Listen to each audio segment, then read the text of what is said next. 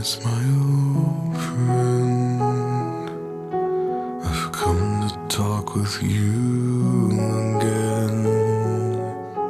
because a vision softly creeping left its seeds while I was sleeping, and the vision that was planted in my brain still remains within the sound of silence. In restless dreams I